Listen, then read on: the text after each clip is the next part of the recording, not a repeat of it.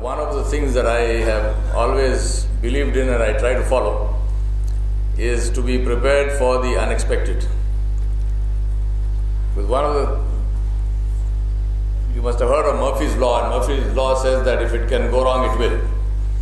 And I think it's a very good law to keep in mind, and I thought it's a good example that you are seeing here. Hopefully, it was not wrong, but things will straighten out quickly, and I think they have. So I can now, after my informal beginning, I can begin formally.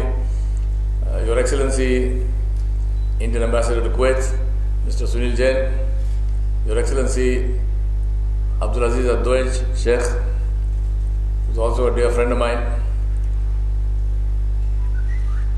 my dear brothers and sisters, Assalamu alaikum wa rahmatullahi wa barakatuh. I was asked to give this speech, and I always tell people that you should be prepared to understand that there is no such thing as a free meal. That applies to lunch and it applies also to dinner. And the price of this meal for me is to sing for my supper, and for you is to put up with that.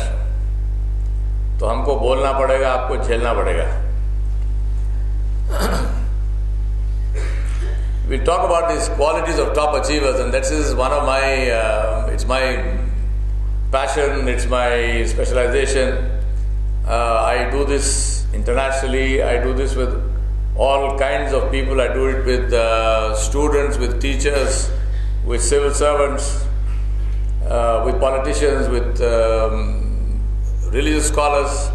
One of my first assignments was with the Apostolic Carmelite Church, with the nuns and the priests of the Roman Catholic Apostolic Carmelite Church, all the Mount Carmel schools and colleges all over India and Sri Lanka. So there were 200 or 300 of them.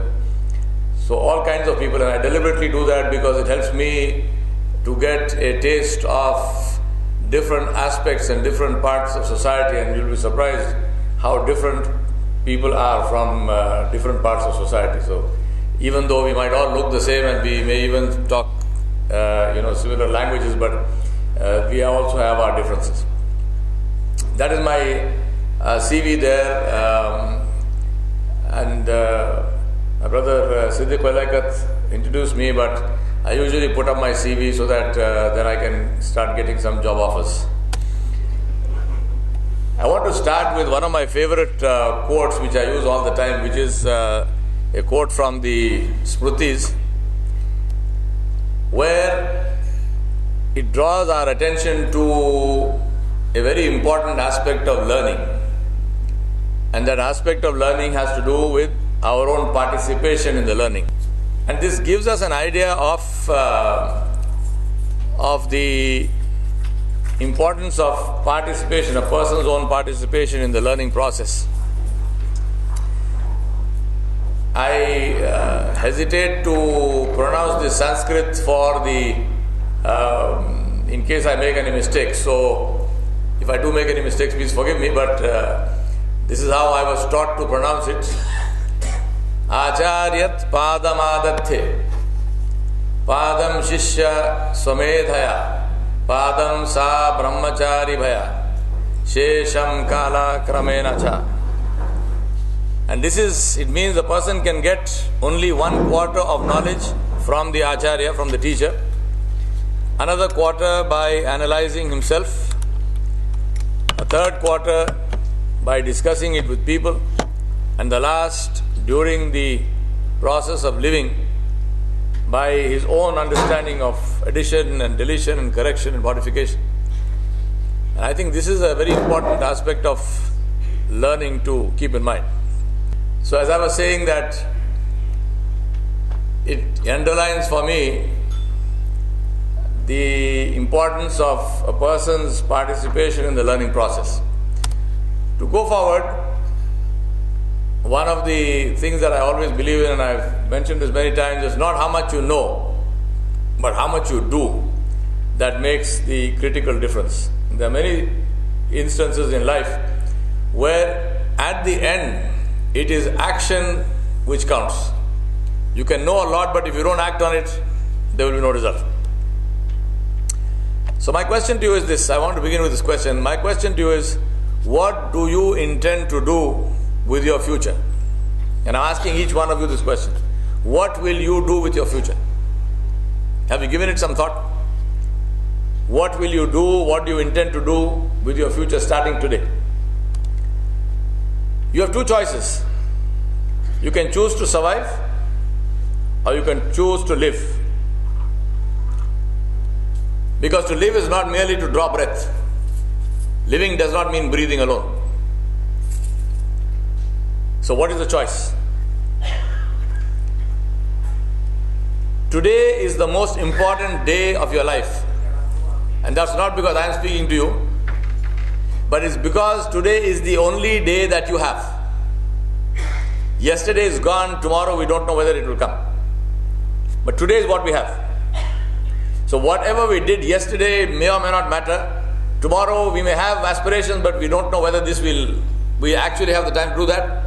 But today we have. And the question is, what do you want to do with that?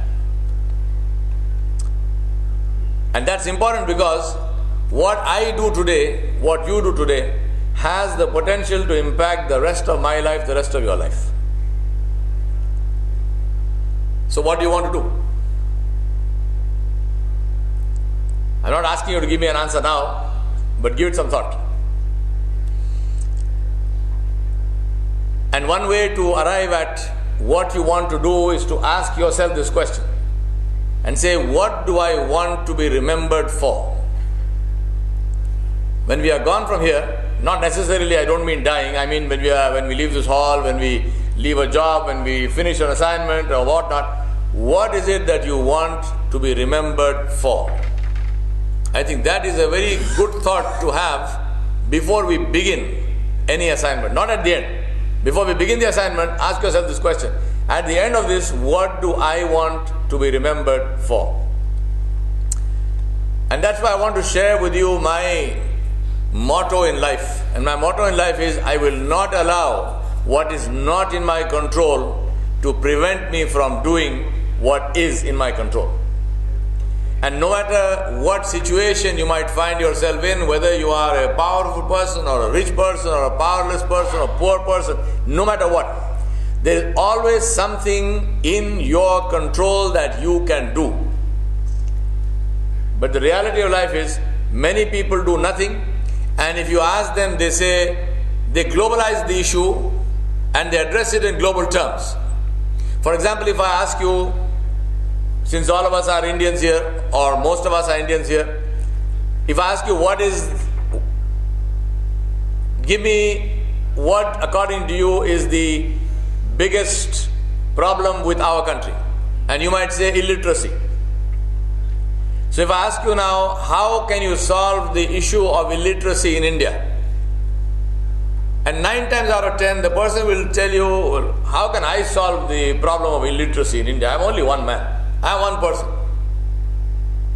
But if I change that question and ask you, can you pay for the education of one child? One child only, not two. Can you pay for the education of one child? Now what is the answer? And if every one of us pays for the education of one child, and if we promote this message, then a time will come when there will be no illiterate people, because everyone would have had access to at least basic education. So globalizing a problem is a way of copying out. Localizing the solution is a way of finding solution. That's what I mean when I say, I will not allow what is not in my control to prevent me from doing what is in my control. So what's our world today like? I want to give you a very brief glimpse of that. I love statistics, so I'm going to give you some statistical numbers for you to mull over. We live in a world of contrasts. We live in a world that speaks to us in sign language, readable only by those who can see. And by see, I don't mean look, I mean see as in understanding. And that's why I like this quote of Neil Gaiman, who said, there's none so blind as those who will not listen. We believe in this world today as we live, that we believe that we are at the peak of knowledge, especially scientific knowledge. We think that we know better and more than anyone at any previous time in history. We believe that we are at the peak of civilization. We believe that we are at the peak of prosperity. There's more money floating around today than there was ever. And we believe that we have the secret of everlasting happiness and contentment. My submission to you is, all such claims must be substantiated. So let us look at what the numbers tell us. So here are some numbers for you. We believe that we are committed to eradicating hunger. How many times have you heard this from the speeches of all kinds of people? We want to eradicate hunger. But what does the data tell us? The data tells us that 3 billion people live on less than $2.5 per day. Tonight, as we speak and as we eat our dinner, 1 billion children in the world will go to bed hungry. 22,000 children die every day due to poverty. Every day. On this planet, 805 million people do not have enough food to eat. 750 million lack adequate access to drinking water. In many countries, including in parts of my country, not having adequate access to drinking water usually means that the women, not the men, the women have to walk miles with a pot on the head to get hold of water, which in any case is hardly worth drinking. My question to you is, what according to you is a basic necessity? And I can almost guarantee that not one of us in this room will be able to define basic necessity as it is defined by the people that I'm talking about. Because for most of us, and especially our children, an iPhone 6 Plus is a basic necessity. A Samsung S6 is a basic necessity. A Samsung X5 is old hat because a new phone has come on the market. Nobody is thinking of bread. Nobody is thinking of one roti. Nobody is thinking of an old shirt. Yet they are also living in this world. Let's look at food wastage, and I'm giving you data from FAO, Food and Agriculture Organization of the United Nations, which says that $4.4 trillion worth of food, enough to feed 3 billion people, was wasted last year. And 3 billion people are the number of people who are estimated to go to bed hungry. Pile all that food on a football field and you will have a casserole rotting miles high. Discarded food, figures of 2014, USA 34.7 million tons worth 162 billion, UK 7.2 million worth 17.7 billion, and India $9.2 billion worth of food was wasted last year. And that's why I say, hum bhi kisi se kam nahi. We come back to my motto, in the words of Mother Teresa, who said, if you can't feed 100 people, feed just one. So let me stop here and ask you, how many of you are willing to take with me an oath now to say that from this day onwards, you will ensure that one person is fed by you every single day? Are you ready?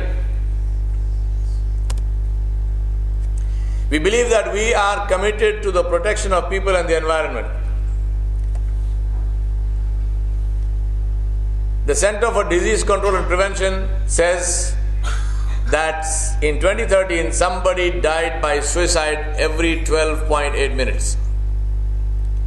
I submit to you that happiness doesn't cause suicides. Despair does.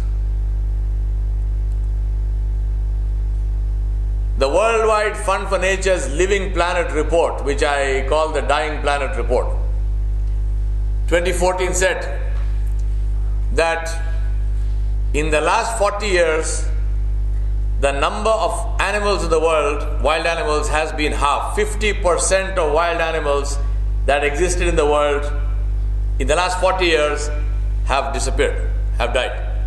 And that's only the ones we counted. Question is, if we really believe that we are at the peak of knowledge, how come we are destroying ourselves? Does it make sense? I was speaking last week at Oxford at the International Conference on Education, and I presented some of the same data there. And that was the question to me. I said, we are here in an institution which is over 1,000 years old, and we believe that we are at the peak of knowledge, then how come we are destroying our world?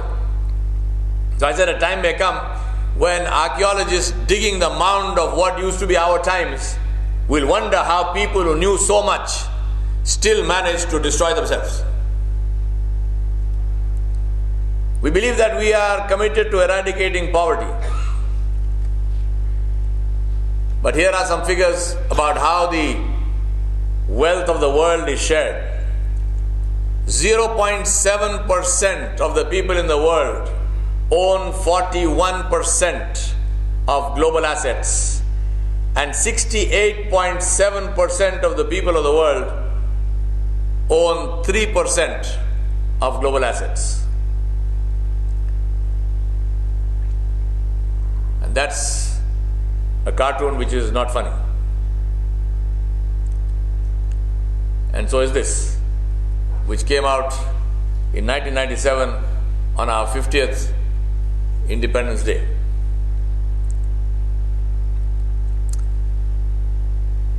I submit to you, therefore, that the single most powerful change to transform the world is to move from the position, the world is responsible for me, to the position, I am responsible for the world. My question to you, is this a logistics or resources issue, or is it an issue of conscience?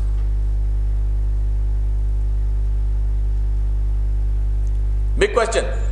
How do you define achievement? You're talking about qualities of global achievers, so I thought to myself, let me tell you about some achievers and ask you to define for yourself what is achievement. Is buying a car achievement? I don't think anyone has that thrill anymore. I mean, we don't own one, we own many.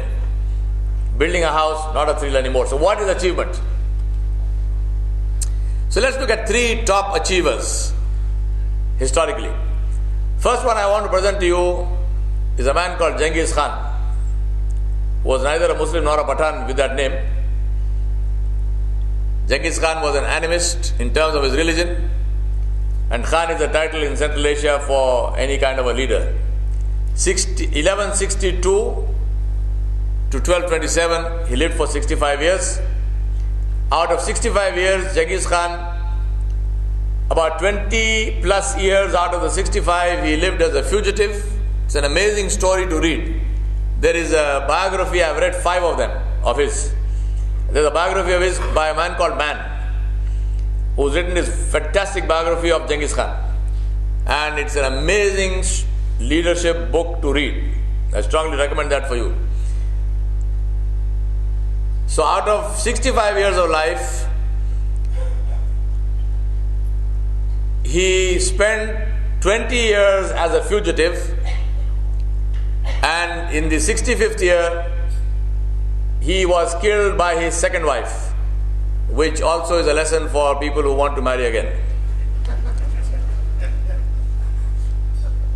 Now that is a map of Genghis Khan's empire.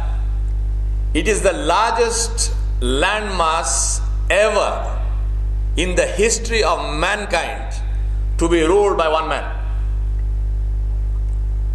12.7 million square kilometers. Largest landmass. And he did that by himself in a period of 40 years. All of China, all of Asia, halfway to Europe, ruled by one man. To give you a comparison, that is the empire map of the empire of Alexander the Great. 2 million square miles compared to Genghis Khan's almost 13 million square miles. That is an empire. That is the map of the Roman Empire at its peak, 1.7 million square miles, smaller even than the empire of Alexander the Great, and by far almost 1/10 the size of the empire of Genghis Khan. That is the Umayyad, the Muslim empire at its peak, of the Banu Umayyah, 5.8 square kilometers, about less than half the size of the empire of Genghis Khan, but bigger than the Roman Empire and bigger than the double the size of the Roman Empire, more than double the size of the empire of Alexander the Great, but less than half the size of the empire of Genghis Khan. So what were the principles of leadership of Genghis Khan? One, strict meritocracy without exception. I actually teach a seminar on Genghis Khan's principles of leadership. I'm not going to do that here. Maybe we do that some other time, but it's really worth studying.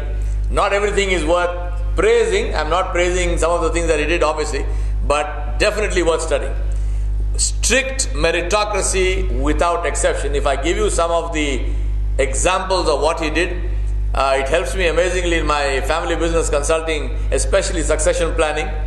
One of the major reasons why family businesses do not last more than 3 generations is because of the inability to take hard decisions. Genghis Khan took very hard decisions, very, very hard decisions. Number two is intense physical training and toughness. The key weapon of the Mongol warrior was what was called the double-banded bow. And they used to shoot the bow galloping on horseback. They had developed it to such a science that those of you who have ridden horses, I rode horses all my youth. It's not the most stable of platforms to shoot anything. But when a horse is galloping, there is a split second when all 4 hoofs are off the ground. The horse is actually airborne. The Mongol warriors used to shoot 6 arrows in that time of less than 1 second. And because they were most of them right-handed, they say that their right shoulders, if you looked at a Mongol warrior, you would think he was deformed, because his right shoulder and arm was hugely developed out of proportion than the left. Intense physical training and toughness. Extensive intelligence about opposition. Speed of communication and response. Genghis Khan's communication channels, which was across Asia and China, Asia and Europe, on horseback riding, was the fastest living transmission of records until the invention of the railway. Doing the unexpected, the Chinese built the Great Wall of China to keep the Mongols out. The Mongols never went near the Great Wall of China, they went over the mountain. And the last one is complete and sheer ruthlessness. Genghis Khan had a formula. When he came to a city, they would pitch a white tent. The first day they would pitch a white tent. The meaning of the white tent was, surrender as you are now.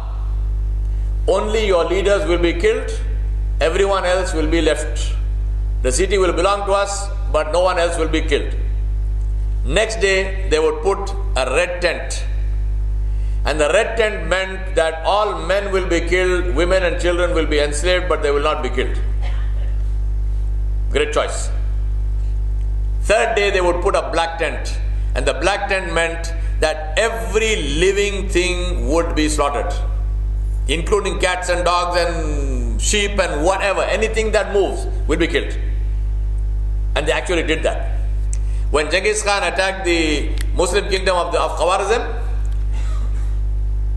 Samarkand, Bukhara, all these cities were completely wiped out. In one city, they killed 1.7 million men, women and children in a period of 6 hours. 6 hours. And remember, they were not using machine guns. They were using swords. So every sword stroke, you're talking about 1.7 million and more sword strokes. Now imagine the sheer ruthlessness of all that. So they asked Genghis Khan, they asked him, and this is recorded, they asked him, why do you do that? What's the motivation behind this empire building? And he made what I consider to be the most short-term focused statement that I've ever heard in my life. He said, for the joy of chasing my enemy, killing him and taking his women. Can you imagine anything more short-term focused than that? But highly, hugely successful. These are the puzzles of leadership that I'm fascinated with, and currently I have finished my 26th book on it. So what remains today of this entire world, and why did I tell you the whole story? What remains today of Genghis Khan's empire, an empire the like of which the world never saw till today, the largest empire that was ever built by mankind. What is left today? Hold your breath. One stone pillar base, which is shaped like a turtle. Absolutely nothing else. One stone pillar base, which is shaped like a turtle, from the city that his grandson Ogday Khan built, called Karakoram. There is a Karakoram highway in Central Asia, but there is no Karakoram. One pillar base. My submission to all of you is, what will remain when you are gone? Because I don't think there's anybody here who has an empire the size of Genghis Khan. We come to the next one, which is Gandhiji. Mahatma Gandhi's 2nd October 1869 to 30th of January 1948, 79 years. What were Gandhiji's principles? And this is another seminar that I teach. According to me, there were 3 classic principles of leadership of Gandhiji. Clear and simple goal. WIIFM is the FM station that everyone listens to. Every one of you. You know the station? WIIFM. What's in it for me? And Gandhiji translated that very clearly. Anyone who was there knew what's in it for him. Clear and simple goal, not complicated, complex, high-level vision statements. Clear and simple goal. Number 2, visible success, which builds credibility. And number 3, clear action plan. And the foundation of that, no matter how eccentric people might think Gandhiji was, nobody can deny that he lived by his principles. You may agree with his principles, you may disagree with them, you may like them, you may dislike them, that is immaterial. Nobody will say that Gandhiji did not live by his principles, because he did. The foundation of living by our principles and leadership strategy: clear, simple goals, visible success, clear action plan. So what were the principles of Gandhiji's leadership?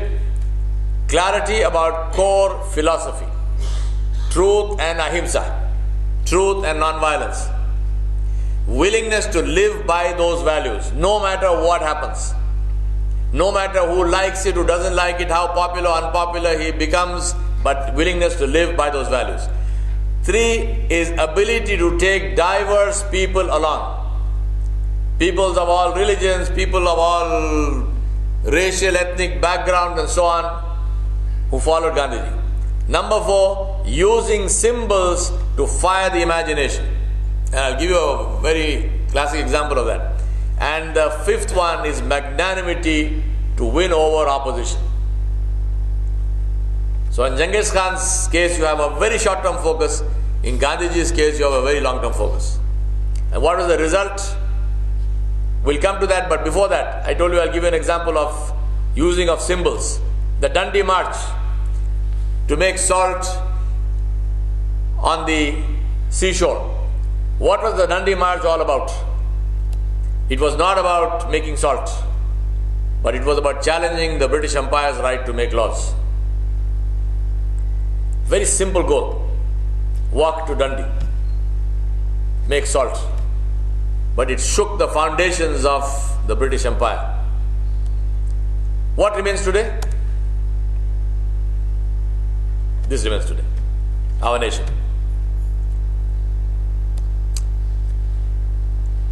The third of the examples I want to give you before we come to the tools is the example of the Prophet Muhammad sallallahu alaihi wasallam. 570 to 632, 62 to 63 years of life, out of which 23 of those years as a prophet. What were his leadership principles? Once again, living the message, walking the talk, not saying something and doing something else.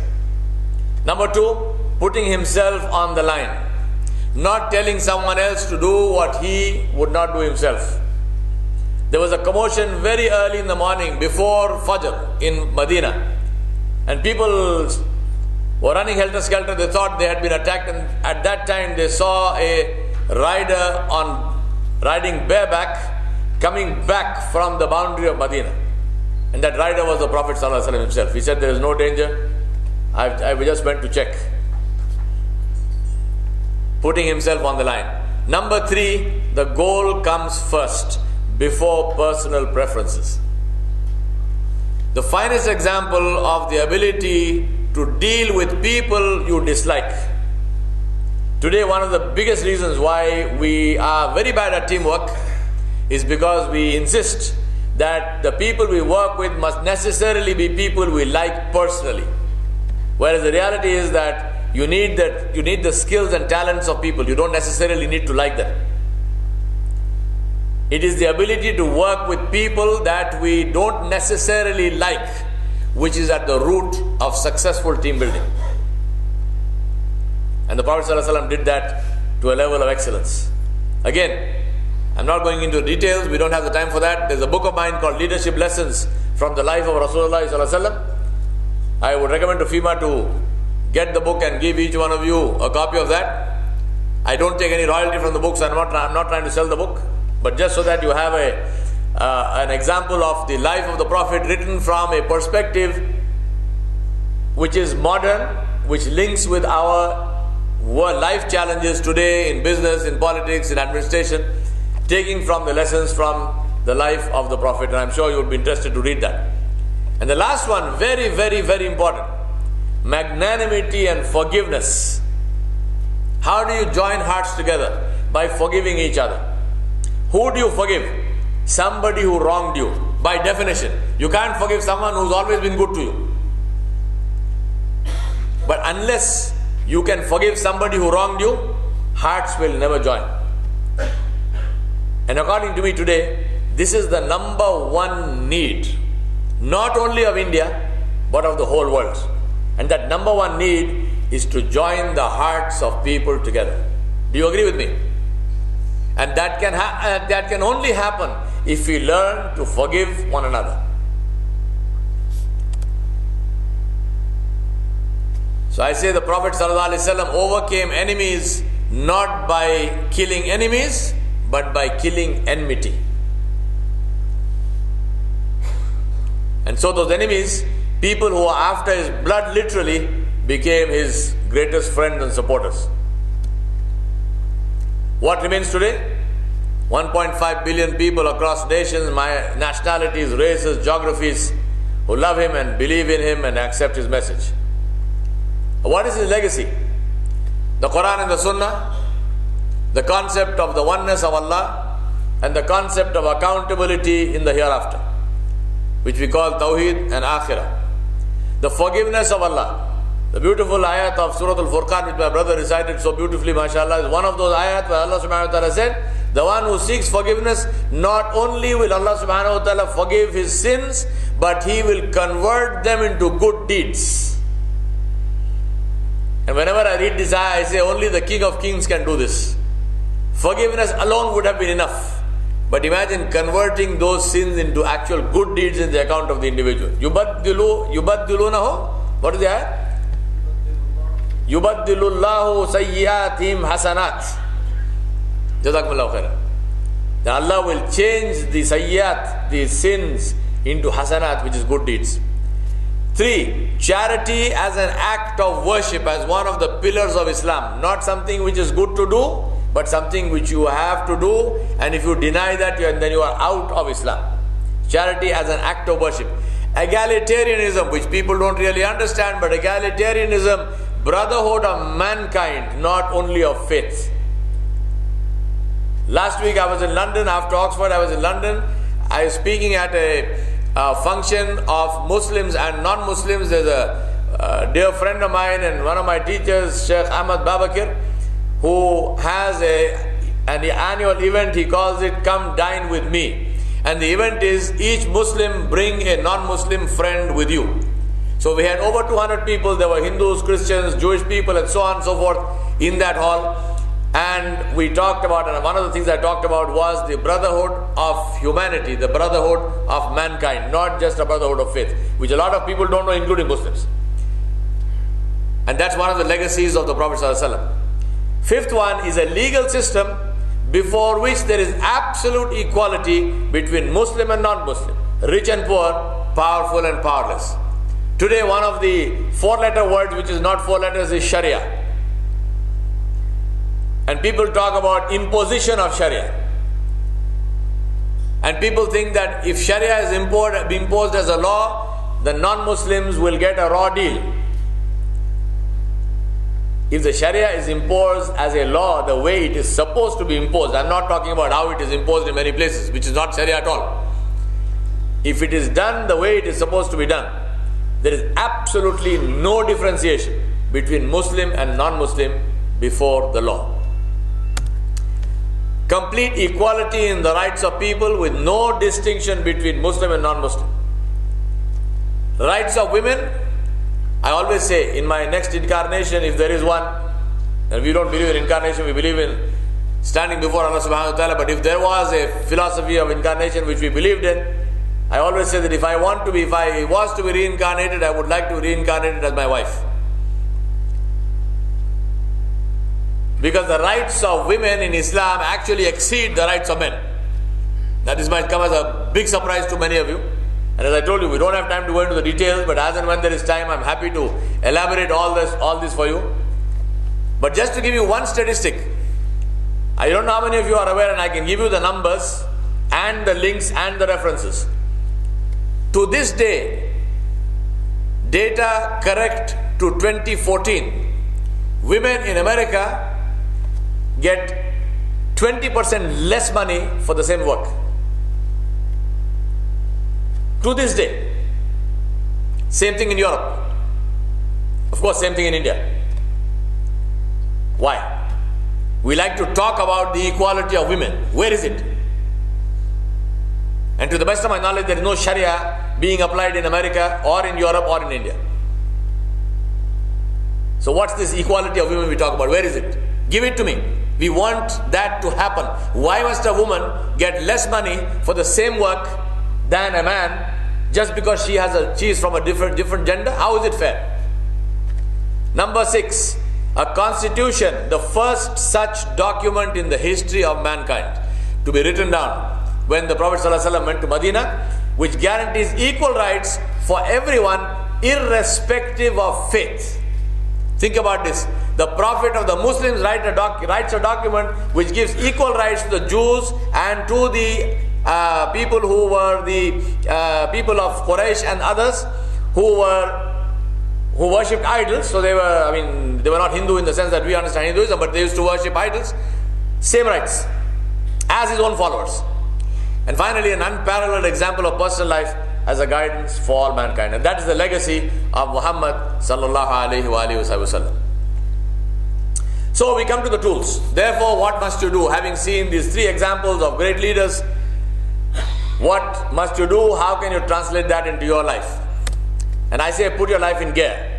And as you know, if you can have the most powerful engine, you sit in a Ferrari, Enzo Ferrari, you've got over 200 HP, the car can do 300 miles per hour, but unless you engage the gear, you can step on the gas for all your worth, the engine will scream, it will burn itself out, but you will not move an inch because you have not engaged the gear. Right or not? So it's not the horsepower, it's whether you engage the gear. So therefore put your life in gear. What is gear? generate energy, energize others, achieve results, and return to society. That's my concept of gear. Very quickly, let's go through that. Generate energy, power up your life. Number one, very clear, very important to be clear and rooted in your values. What are your values? One of the things I teach is, I call it my core leadership workshop, which begins with core values. What are your core values? What are the values that you will not compromise for anything on the face of the earth? You need to be clear about that, and you need to be deeply rooted in them. That was the biggest strength of Gandhiji, for example. Very clear about his values. Number two, live those values with confidence, not hide under the table. No apologetic appearance. Live the values with confidence. Three, be prepared to commit fully, because that is the meaning of commitment. There's no such thing as partial commitment, just like there's no such thing as partial pregnancy. You're either pregnant or you're not pregnant. So you're either committed or you're not committed. You can't be partially committed to something. Values drive passion, and passion rarely fails. So what are right values? Those in which you believe passionately, those which you will do anything for, those you will not compromise at any cost, and those which add value to you and others. They can be anything, but they must follow these four principles. And as we know, and we have seen that recently in the subprime crisis in the US, in the financial collapse of the global capital markets and so on, greed self-destructs.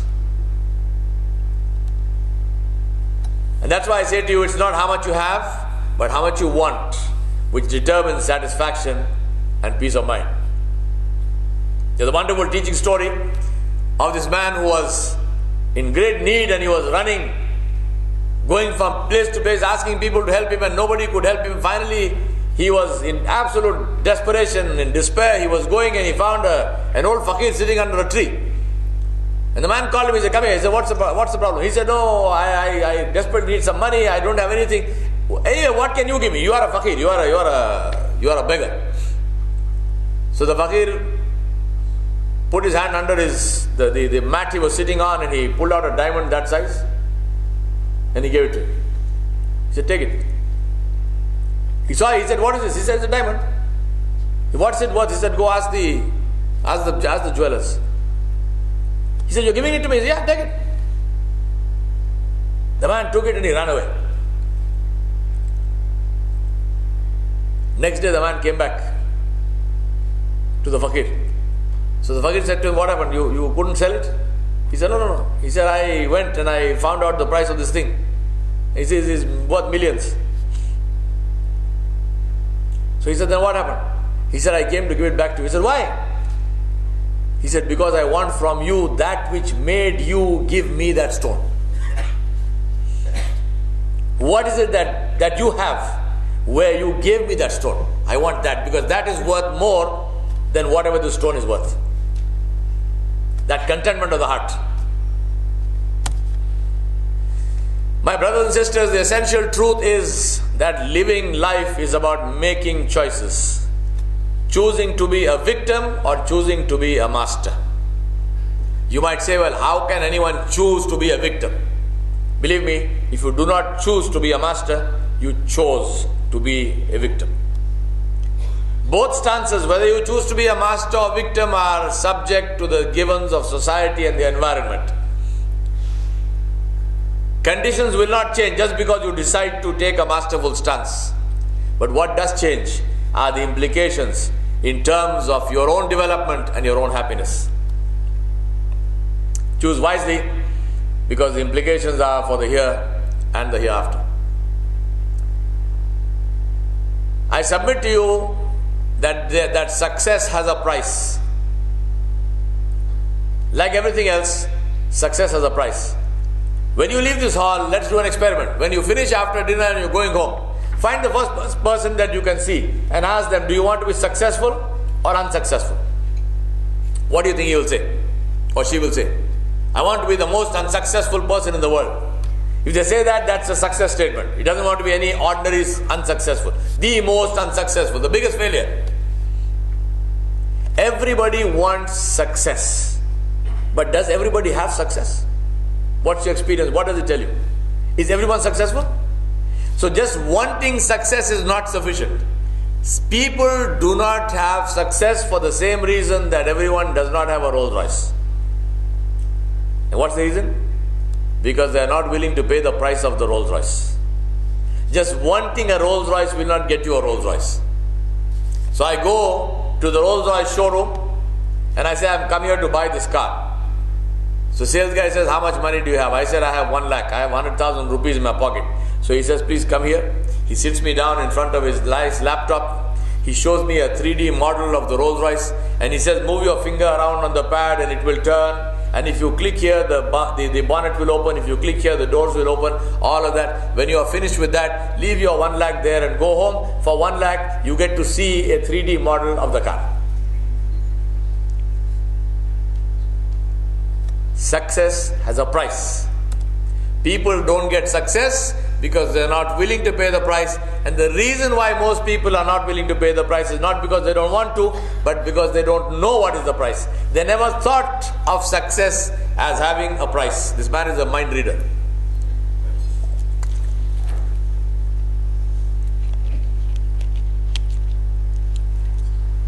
Most people they don't pay the price of success because they don't know the price of success, and they don't know the price of success because they haven't thought about it. So my first question to you was what? When I began this presentation, what do you want to do about your future? My second question to you is, before you go to bed tonight, define success in your own terms. Do not go to sleep until you write a success statement. What does success mean to me? Will you do that?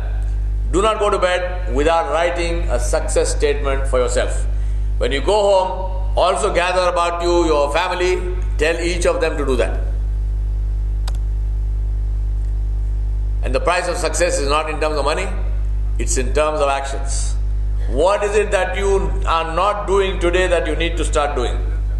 What is it that you are doing today which you need to stop doing? And what is it that you are doing today which you need to continue to do consciously? We come to the next one, which is energizing of others.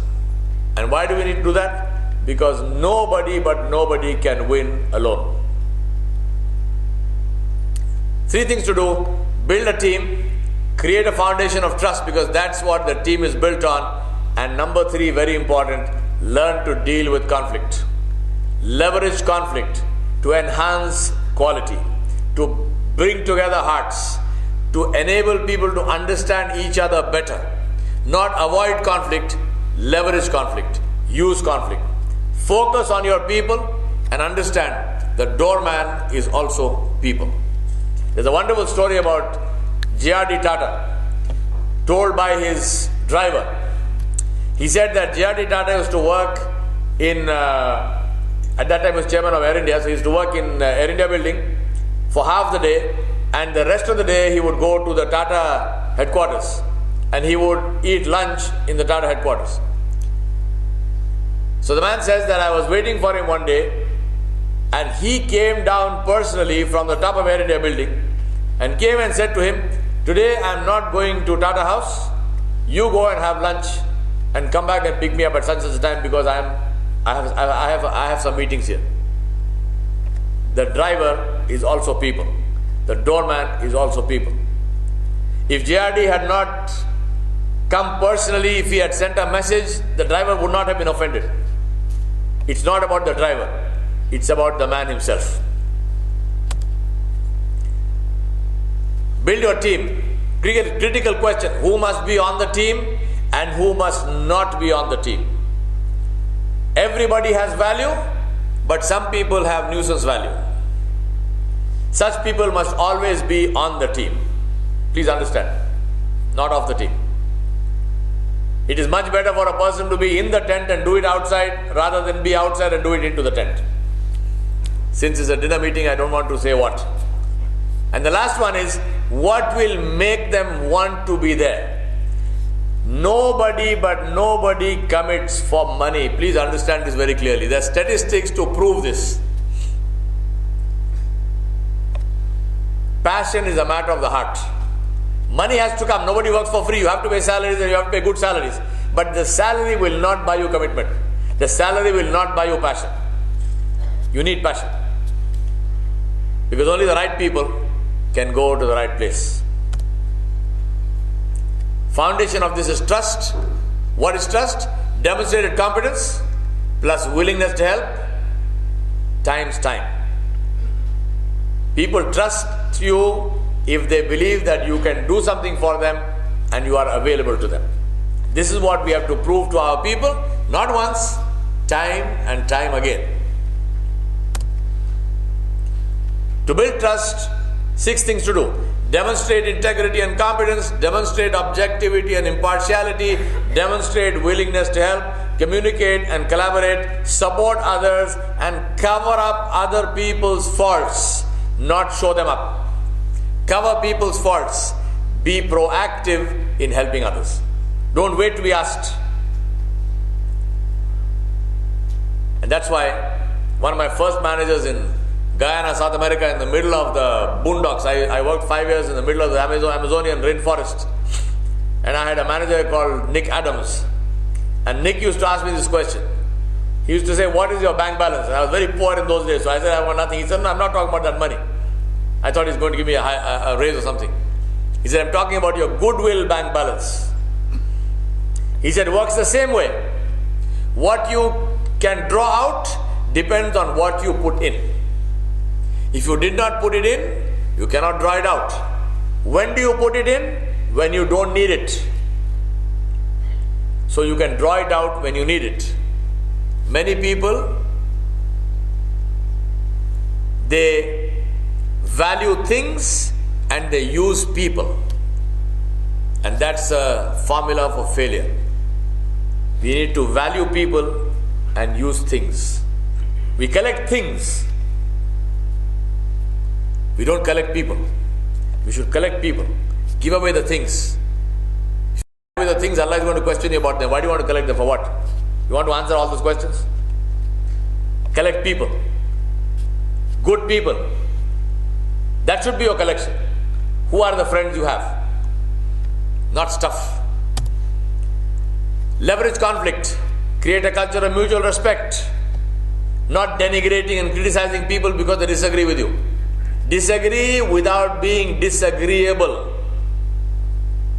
In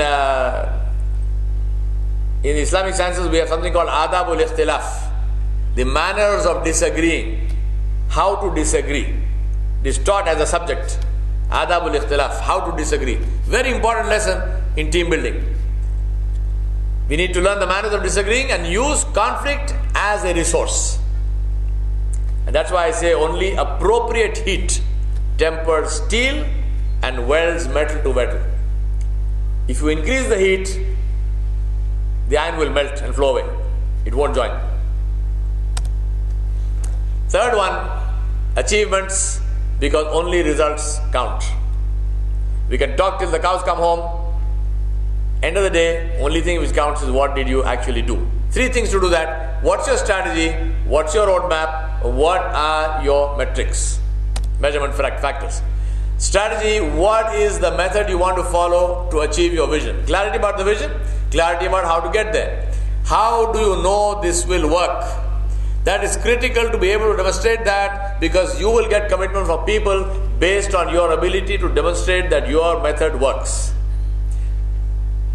Third one is, what is the investment you need to make for your strategy to succeed? And once again, investment is not only money. For the most part, money is the last part of the investment. You need quick and significant wins to retain the energy, and so you must know what are the leverage points of your strategy. Many times we get sidetracked by the appearance of action. You're very busy, but you stop for a minute and say, you're busy doing what? You have no clue. It's not the appearance of action, it is actual results that must come from that. Number 2 is roadmap. Systematic working. What are the road milestones? What are the metrics? How do you know you're going in the right direction at the right speed? What are the timelines by which you will reach each milestone? A goal without a timeline is only a wish. And the last one, very important, set the metrics, measurement parameters. We call this the SMART goals. A goal must be specific, measurable, actionable, realistic, and time-bound. SMART. So any goal you have, put it on this framework and say, is it a SMART goal? I'm going to give you this complete presentation. For those of you who are interested, just if you contact Mr. Manshauddin, he will email you the link and you will get the whole presentation. Two kinds of goals, being goals and doing goals. Many of us start off with the being, I want to be this, I want to be that. But to be that, you have to do something. And unless you translate a being goal into a doing goal, it's never going to happen. So if I want to be the CEO of my company, what do I need to do? Take any being goal and translate it into a doing goal. And so my quote for that is, to be, you have to do. To do, you don't have to be. You don't have to wait until you become in order to do. Unless you do, you will never be. To be, you have to do. To do, you don't have to be. Unless you do, you will never be. If you can say that very fast 5 times, I'll give you $1 million. To be So therefore, measure yourself. And this is your third task. First task, what will you do about your future? Second task, write your own success statement. Third task, measure yourself. In the last 12 months, what did you learn? Can you write down 3 critical learnings that you have? Write down, not talk about it. Can you write down 3 critical things that you learned in the last 12 months? Number 2, out of those 3, how many did you actually apply? Number 3, what is your investment in yourself in the last 12 months? And I want you to put a number on it. Not I worked very hard. No, not hard. How much? What number? Number 4, what was your return on that investment? Success comes from clarity. That clarity is absolutely critical. And that success is the life of this world and in the hereafter, which we call Akhirah. Why must we measure ourselves? Because we will be measured. One of the famous quotes of the Khalifa Umar ibn al-Khattab radhiyallahu anhu, he said, take your hisab before your hisab is taken. He said, assess yourself before you are assessed. Last one is return to the world. Why? Because we took from it. Every time I speak to a group of people, you can't see that because I can't beam that picture from my mind into your minds, but I can actually see the faces of all those people who are my teachers, formal and informal teachers. Most of them are gone because I'm 60 years old. So, they would have to be 120 to be alive now. But I can see their faces in my mind. And I honor them. And I know that if it wasn't for them, I would not be even a fraction of what I am today. And most of them were not Muslim. Most of them were not Muslim. We lived in a society like that. We lived in a society in the middle of people. We loved each other. The religion didn't matter. We didn't love them because they were Muslim or because they were, no, we loved each other because we were human beings. So return, share the wealth, all kinds of wealth, knowledge, money, energy, help, share the wealth. Why? Because that's the way to get rich. You don't get rich by hoarding, you get rich by sharing. The principle of agriculture, which I will come to in a second. You get rich by sharing. Give to get. Abundance philosophy. Many people tell me, almost everywhere I go and everywhere I teach, I say to the people the same thing I said to you, which is, I will give you this entire presentation. People tell me, you're mad, you're crazy. This is your capital. My capital is knowledge. I'm a consultant, so my capital is knowledge. I charge money for this. Why do you give it for free? This is like Bill Gates giving away, Microsoft Word or something, or Apple giving away iPhones. have done this all my life. And I have been hugely enriched by that, believe me. I don't do this because I'm being kind to you. I know this is my way of getting more and more and more. The knowledge that comes back to me when I share is far superior to whatever I give you. So share abundance philosophy, don't hoard. Return to society and create a legacy. Give to get because only empty hands can hold.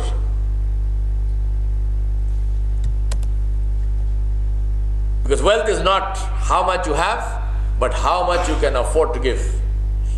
Being wealthy is a state of mind, not a state of the pocket. What you have in your hand is the harvest. What you plant is the seed. Hang on to what you have, and that's all you will ever have. Plant what you have, and you will always get more. Because the harvest is always more than the seed. So give what you have to get what you need and more. My brothers and sisters, life is math. 2 plus 4 equals 6. Life is math because this equation is our equation in life. We control only one side of the equation, the other side is given to us. The 2 is mine, the 4 is given to me. But what I do with the 2 will impact the outcome, which is the 6. So if I want to convert the 6 into 8, what must I do with the 2? Make it 4. Many times people say, well, you know what, this happened to me. No problem. It happened to you. What did you do? We control one side of the equation, but we do control that side of the equation. And what we do with that side of the equation has an impact on the final outcome, which is the only thing which matters. And that's why I say life is math. The only way to get is to give. You want people to trust you? Hide their faults. Don't talk about them. People will trust you. You want people to care for you? You want caring? Show concern for others. Care for others. You want to have fun? Laugh. You want respect? Be thankful to people. You want harmony? Accept differences. Don't insist that somebody should be like you. Accept differences. You want appreciation? Appreciate. Don't be critical. You want happiness? Forgive mistakes. You want to get? Give. Return to society because strong societies are built on giving. I'll tell you a wonderful story. Ford Foundation ran a program in North India, in UP, where it was an agriculture program, and very simple thing, they gave people metal plowshares. You know, जो नागर मारते हैं ना, so हमारा जो नागर होता है लकड़ी का होता है. So it's a wooden plowshare, the thing which goes into the ground. Ford Foundation ran this thing, and they gave people in a particular village, they gave them metal plowshare. The metal plowshare digs deeper, breaks up the soil better, so the fasal, the crop, is better than with a wooden plowshare. So they did this experiment. They had some experimental fields, they had control fields, they demonstrated to the village people that, I'm talking about giving. So they demonstrated to the village people that the metal plowshare is superior, gives you better harvest and so on and so forth. 2 years later they came back for assessment of the project and they found that the metal plowshares were not being used. They were amazed. They were absolutely flabbergasted. They said, how is it that people are not using it? I mean, these Indians are stupid or what? So they spoke to the Patwari and the Patel of the village and so on. And of course, our people are very polite. So they said, no, you don't like it? They said, no, of course, sir, we like it very much. और आप तो इतना दूर से आए, हमारे लिए आपने इतना सब किया. वो सही है, आप करते क्यों नहीं? नहीं, वो आप. So they never got a straight answer from them. So they hired one of my professors when I was at the IMA in Ahmedabad called Pulin Garg. So they asked Pulin to go and talk to them. Now Pulin used to always wear a dhoti and so on and so forth, and he was from that general area. So Pulin told me the story. Pulin said to me, I went there. He said, 2 दिन हम वहाँ पे रहे. He said, I stayed in the village. And then asked the people, I said, भाई हमको तो बताओ, ये गोरे को नहीं बताया, हमको तो बताओ. He said, you didn't tell the white man the story, but tell me, what is the issue? I mean, you don't like this thing, the plowshare? They said, no, they are correct. The plowshare is very good, gives us a better harvest, and so on and so forth. He said, then why don't you use it? The answer that man gave, the village elder, blew me away. He said to pull in, I'll say this in Hindi and then I will translate it for you, those of you who don't know Hindi. He said to him, he said, sir, ये लोहे का हम इस्तेमाल करें तो हमारे गांव में जो बढ़ाई है, जो बढ़ाई का खानदान है, इनका हम क्या करेंगे? He said, if we use the metal plowshare, what must we do with the family of carpenters which lives in our village? Now imagine. This is our culture. This is our culture. He said, so the whole village takes a decision to take a lower crop, lower income, because we have to support the carpenters whose only job is to make this. Strong societies are built on sharing and giving. Growth for the sake of growth is the philosophy of the cancer cell. Growth for the sake of growth is the philosophy of the cancer cell. And that is what has happened to us as a society. Being well adjusted to sickness is not a sign of health. And that's a quote of Jiddu Krishnamurti, one of my favorite philosophers which I have read a lot of. He said, being well adjusted to sickness is not a sign of health. And that's why I say to you, my brothers and sisters, honor is never old-fashioned. Last slide, or second last slide, is develop leadership. Put back into society. I teach leadership. I charge a fee to my corporate clients only. All others, which is over 80% of my practice, I do it for free.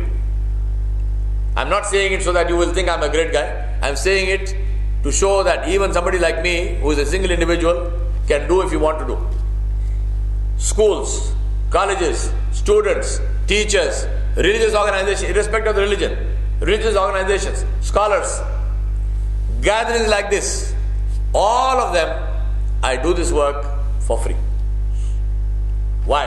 Now, I'm not doing anybody any favor. I'm doing it because I got it from society. I need to give it back.